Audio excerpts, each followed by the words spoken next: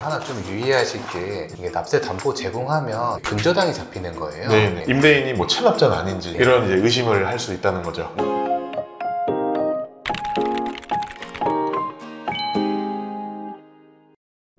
네, 상속의 모든 것 김형석 세무사입니다. 네, 정지훈 세무사입니다. 오늘은 상속세를 어떻게 내는지에 대해서도 많이 물어봐 주셔서 네네. 이거를 좀 얘기를 해보려고 합니다. 되게 간단한데 사실 네. 저희가 상속세를 신고하게 되면 네. 납부서라는 게 나오거든요. 네네. 그 납부서에 상속 세금이 얼마니까 언제까지 내라 이게 다 기재가 되어 있어요. 네. 납부서를 가지고 은행에 가셔가지고 그냥 납부를 하시거나 네. 납부서에 가상 계좌가 적혀 있거든요. 네. 납부서에 계좌 번호가 써 있잖아요. 네네. 네. 그래서 그 계좌로 그냥 이체만 해주시면 네. 납부는 그냥 바로 수월하게 네. 뭐 어려운 일이 아니죠. 네.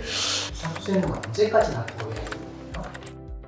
상속세 신고 기간이랑 납부 기간이 정확하게 동일한데요. 네. 6개월간의 기간을 주거든요. 네, 네. 3월에 돌아가셨으면 9월 말까지 네. 신고도 9월 말까지고 납부도 9월 말까지라고 생각하시면 네. 됩니다. 만약에 신고가 그 전에 끝난다라고 하면 그 전에 납부하셔도 무방합니다. 네, 그 9월 말까지만 납부하시면 돼요. 네. 근데 상속세라는 세금이 뭐 나름대로 특징을 좀 갖고 있잖아요. 네, 아무래도 뭐 고인이 평생 번 재산에 대해서 내는 세금이니까 네. 다른 세금에 비해서는 액수가 좀 커요. 네, 사실. 그렇죠. 그래서 평생 동안 뭐 100만 원 이상의 세금을 내시지 않으셨던 분들도 네. 이번에 뭐 수천만 원, 뭐 수억 네. 원을 내신 경우가 있다 보니까 네. 이런 문제들이 발생을 합니다. 네, 많이 부담스러워 하시죠. 아무래도 그렇죠. 네. 그러면 혹시 상속세를 부담스럽지 않게 낼 수 있는 방법이 있을까요?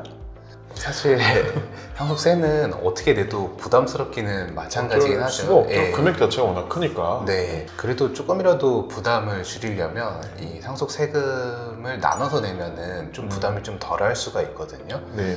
그래서 상속세 나눠낼 수 있는 방법이 두 가지 정도가 있잖아요. 네네. 그래서 한 가지는 분납이고요. 네네. 한 가지는 이제 연부연납입니다. 네. 분납부터 설명을 드리자면 말 그대로 나눠서 내는 개념이죠. 네네. 그래서 신고 기한까지 절반을 내고 네. 나머지 그 절반을 2개월 뒤에 내는 개념입니다. 네. 원래 이제 내야 될 상속세가 3천만 원이라고 하면 원래 내야 된 신고 기한까지 1,500만 원을 내고 2개월 뒤까지 이제 남은 1,500만 원을 내면 됩니다. 네. 구체적으로 좀 아, 설명을 네네. 드리자면 네. 요건이 하나가 있어요. 네네. 그러니까 상속 세금이 1,000만 원이 안 되면 네네. 분납이 안 되거든요. 예, 최소한 1,000만 원 예. 넘어야 분납이 예. 가능하죠. 그 정도는 그냥 내라, 분납하지 말고 그냥 내라 이런 취지인 것 같은데 예. 반반 내는 게 원칙인데 예외적으로 세금이 2천만 원이 안 되면 상속세 내는 세금이 2천만 원이 안 되면 예. 원래 신고 기간까지 1,000만 원을 먼저 내고 네. 나머지 거를 2개월 뒤에 내게 되어 있거든요. 네네. 그러니까 예를 들어서 내야 할 세금이 한 1,500만 원이다 네네. 라고 하면 원래 내야 될 신고 기간까지 1,000만 1,000만 원 원. 내고 나머지 네.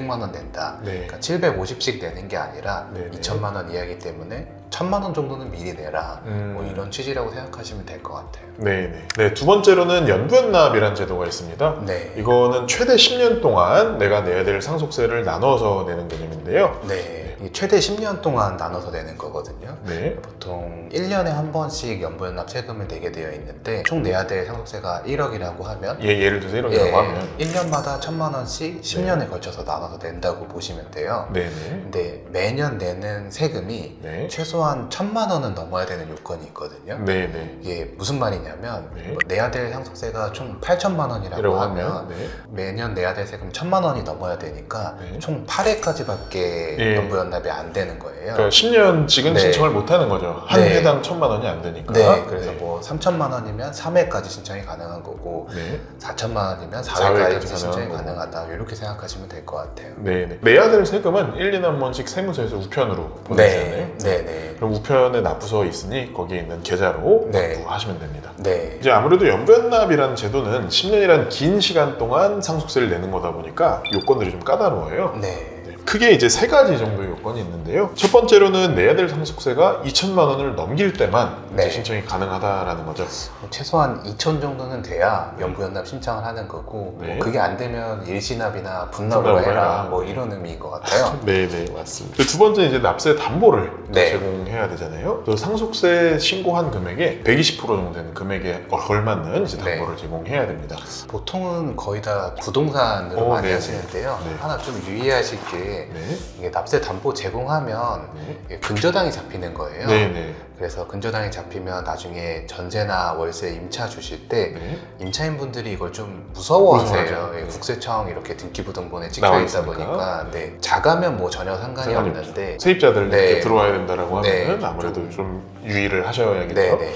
그러니까 등기의 국세청이 이제 을구에 네네. 근저당을 잡고 있으니까 네. 임대인이 뭐 체납자는 아닌지 네. 이런 이제 의심을 할 수 있다는 거죠. 네, 맞습니다. 그리고 세 번째로는 상속세 신고 기한까지 꼭 신청을 해야 된다는 거죠. 네, 뭐 늦게 하면 이거는 받아주진 않기 때문에 꼭 네. 신고 기한까지 까지 신청을 해야 신고를 됩니다. 해야 됩니다. 불이익이라고 하긴 좀 그런데요. 아무래도 시간이 꽤 길다 보니까 이자는 있습니다. 네. 뭐 지금 기준으로 3.5%거든요. 기준금리가 좀 낮아지면 이 이자율도 같이 좀 낮아지는 추세예요. 네, 물론 기준금리랑 정확히 연동되는 건 아닌데 네. 보통은 시중에 나와 있는 은행 대출금리보다는 좀 싼 편이라고 네. 생각하시면 될 것 같아요. 혹시 상속세를 낼 현금이 부족하면 이때는 방법이 없나요? 사실 이런 경우가 꽤 많죠. 네, 네. 상속 재산 중에서 대부분이 부동산이고 네. 현금은 거의 못 받으시는 경우가 종종 있으시거든요. 네. 그러면 부동산 받은 금액이 뭐 30억, 50억 이렇게 돼도 현금이 없으니까 분납, 일시납, 연부연납 이런 거를 할 수가 없게 돼요. 세금을 낼 네. 현금이 없는 거죠. 맞아요. 예, 그래서 이제 부동산을 억지로 처분해서 세금을 내거나 네. 이렇게 되다 보니까 세금을 내려고 해도 낼 수가 없으니까 네. 납세자 입장에선 좀 불리하잖아요. 네. 그래서 물납이라는 제도가 있어요. 네. 네. 그래서 물납이라는 거는 말 그대로 물건으로 세금을 납부하는 건데 네. 이게 좀 예외적인 경우에만 해주다 보니까 요건이 좀 까다롭잖아요. 네. 까다롭죠. 이 이전 것과는 다르게 예. 5가지나 네네. 요건이 있습니다. 네. 그래서 첫 번째 요건으로는 내야 될 상속세가 2천만 원을 넘겨야 됩니다. 네, 뭐 2천만 원 안 되면 물납하지 말고 어떻게든 뭐 돈 구해가지고 내라 네, 이런 네. 뜻인 것 같아요. 네. 그리고 이제 두 번째는 상속 재산의 50% 이상이 물건이어야 됩니다. 네, 네. 그래서 이 원래 상속세는 현금으로 내는 게 원칙이잖아요. 그죠. 근데 예외적으로 상속받은 재산 중에서 50% 이상이 이제 현금으로 바로 바꿀 수 있는 부동산이나 네네. 물건 같은 게 있는 예외적인 상황일 때만 네네. 물납을 좀 허가해 준다라는 네네. 내용이죠. 그리고 세 번째로는 현금성 재산보다 상속세가 더 커야 됩니다. 네, 그래서 뭐 상속받은 재산 중에 현금이 세금보다 더 크다라고 하면 네. 그냥 그걸로 내버리면 되니까. 뭐 어찌 보면 당연한 거죠. 네, 내가 네. 받은 현금성 자산으로 네. 세금을 충분히 낼 수 낼수 있다면 있는, 그걸로 내면 되니까 네. 굳이 물납을 할 이유가 없는 거죠. 네, 네. 그리고 이제 네 번째는 관리나 처분이 어려운 물건이 아니어야 된다는 거죠. 뭐 예를 들어서 묘지 같은 게 있을 수 있어요. 부동산에. 네, 네, 네. 그러면 부동산의 이 묘지를 국가에서 관리하기도 좀 어려울 수 어렵고. 있고요. 네. 이거를 팔려고 해도 안에 묘지가 있으니까 처분이 안 되거든요. 네, 네. 그래서 이렇게 관리나 처분이 어려운 물건들은 애초에 물납으로 받아주질 받아주질 않는 네, 거죠. 맞아요. 그리고 이제 다섯 번째로는 상속세 신고 기한까지 신청해야 된다는 거죠. 네, 연부연납이랑 마찬가지로 비슷한 건데? 늦게 하면 뭐 당연히 안 받아주니까 네. 이거를 신청하실 분들은 꼭 요건 검토하셔가지고 네. 신고 기한까지 신고를 하시면 좋을 것 같습니다. 네.